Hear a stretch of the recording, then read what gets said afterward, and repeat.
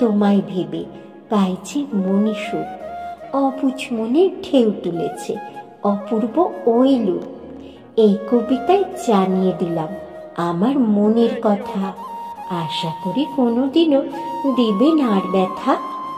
ফিরে এসো এখন তুমি, থেকো না আর ঘুরে, চিৎকার করে বলছি তোমার ভালোবাসি ওরে। তোমার প্রেমে পাগল আমি, শুনছো মিষ্টি ছেলে, ধন্য হবে পাগল প্রেমিকা তোমায় কাছে পেয়ে।